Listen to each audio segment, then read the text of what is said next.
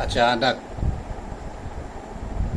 आधी रात को सन्नाटे में आप जा रहे हों, अचानक आपकी निगाह पीपल के पेड़ के नीचे बैठे एक सर झुका करके महिला पर पड़ता है।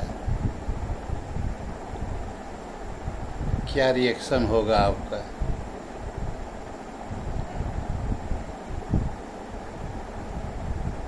ये घटना आज से लगभग 50-53 साल पहले मेरे साथ घटी। रात को 1 बजे हम 13-14 साल की उम्र में उस ज़माने में होली काटने के लिए अपने मित्र भोला भाई के साथ निकले।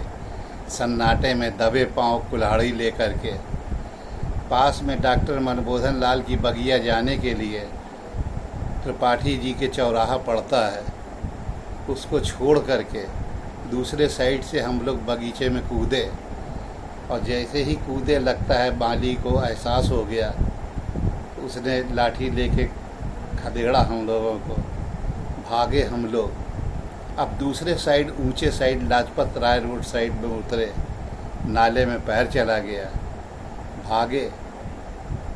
चोरी से होली की लकड़ी काट के इकट्ठी करते थे हम लोग। अब जब ऊपर की तरफ आए, पैर तो गंदा हो गया, उसको धोना था। उस समय डॉक्टर बनर्जी के चौराहे पर एक नल लगा रहता था, उसको अंधेरे में देखने के लिए हम लोग बढ़े। बल्ब पहले लगते थे 40 वाट के, छोटे छोटे, रोशनी थी नहीं। तभी मैं नुक्कड़ पे आया त्रिपाठी डेयरी के चौराहे पर। वहाँ पर पीपल का एक पेड़ लगा था, वहाँ उसके नीचे एक जवान औरत बैठी थी, सफ़ेद रंग की धोती ओढ़े हुए, सर पे घूंघट काढ़े हुए, हाथ को अंदर किए, पैर समेटे हुए। जब मैं उसके बगल से निकला, अचानक मेरी निगाह उस पर गई। मुझे लगा ये कोई औरत घर से लड़ कर के आई है, पेड़ के नीचे बैठी है। मैंने उससे सवाल किया, कौन हो तुम? क्यों इतनी रात यहाँ बैठी हो? कोई घटना घट जाएगी तो मोहल्ले की बदनामी होगी। उसने कोई जवाब नहीं दिया। फिर मैंने दोबारा सवाल पूछा, फिर कोई जवाब नहीं दिया। तिबारा मुझे लगा कि शायद ये बहुत ज़्यादा शौक में है, इसको हिला के देखा जाए। जैसे मैंने हाथ उसके आगे किया, उसने सर यूं यूं हिलाया और उसने यूं किया सर, तो मैंने ऊपर देखा, उसके पीछे एक घंट टंगा हुआ था, जो कि किसी मरने वाले के बाद में टांगा जाता है पीपल के पेड़ पर। उस पर एक दिया टिमटिमा रहा था। उसने इस तरफ यूं किया, तो मुझे ये लगा कि हो सकता है इसका कोई प्रियजन मरा हो और ये उसी की याद में आकर के यहाँ बैठी हो।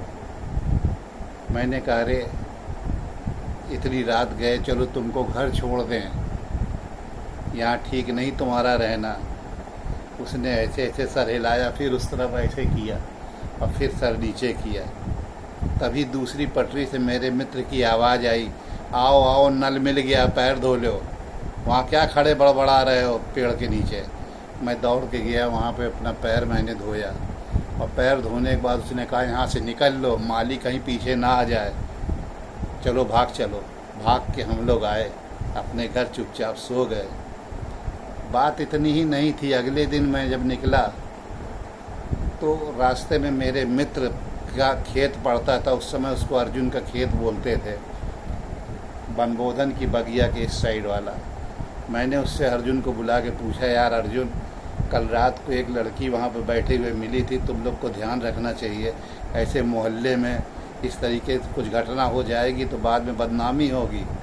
वो सर पकड़ के बैठ गया ज़मीन में। कहे, क्या कहते हो दादा? आज तक मुझे याद है। उस सर पकड़ के ऐसे बैठ गया खेत में। कहने लगा, दादा तुम्हें भी दिखी थी क्या? हमने कहा, मैं तो उसको उसके घर पहुंचाने के लिए हाथ पकड़ के हिला रहा था, हिलाने ही जा रहा था, उसने ऐसे ऐसे करके सर हिलाया घंट की तरफ। कहन, अरे कहन, उसको देख के बहुत सारे लोग अभी तक परेशान है प्रेत बाधा से। वो एक औरत ने सुसाइड कर लिया यहाँ पर कोहराने में। बंद कर दो। और वो वही है, उसी की आत्मा थी वो। और आपको भी दिखी, आप पर सवार नहीं हुई। हमने कहा हमें पता ही नहीं ये आत्मा थी कि कौन थी ये, तो मेरे पर सवार कैसे होती वो। कहें अरे अब आप उधर से मत जाइएगा, आप पहले हैं जिसके ऊपर वो सवार नहीं हुई। क्या क्या किया था मैंने पूरा बताया। कहे वो आपको इशारा करके बता रही थी कि मैं घंटवासिनी हूँ। क्या बात थी, वो कौन थी। कई लोगों से पूछा मैंने, सब ने यही कहा कि आप बच गए। क्यों बचा मैंने उसको अपने ऊपर हावी नहीं होने दिया, और मैं इस चीज़ से वाकिफ़ ही नहीं था कि ये कौन थी है। मैं क्या जानूँ ये प्रेत है कि वास्तविकता थी वो। आप किसी चीज़ को अपने मनो मस्तिष्क पे हावी नहीं होने देंगे तो उसका अस्तित्व खत्म हो जाता है। यही मूल मंत्र है पैरासाइकोलॉजिकल अटैक से बचने के लिए। इसका आसान तरीका है, हमारे पीछे गणेश जी की मूर्ति। कभी भी आपके ऊपर कोई भी प्रकार की बाधा आने की संभावना हो, आप गणेश जी, दुर्गा जी, हनुमान जी, किसी की भी छवि को अपने पूरे दिमाग पे छा लीजिए, उसका अस्तित्व तो खत्म हो जाएगा। ये मैंने आपके आसानी के लिए बताया, क्योंकि अकेले में कभी भी आपको ऐसी किसी घटना से आपका पाला पड़ सकता है। ये भी एक इम्यूनिटी है।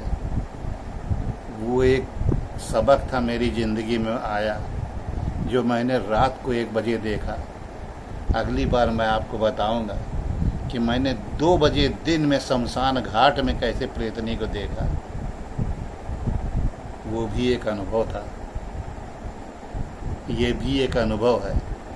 इसको मैं सत्य इसलिए मानता हूँ कि मेरे अलावा भी कई लोगों ने इसको देखा, जिससे इस बात की तस्दीक हुई कि ये मुझे हेल्यूशंस नहीं हुए थे, दृष्टि भ्रम जिसको कहते हैं। और जो दूसरी घटना थी उसको भी कई लोगों ने देखा, तस्दीक किया, तो वो भी दृष्टि भ्रम नहीं था।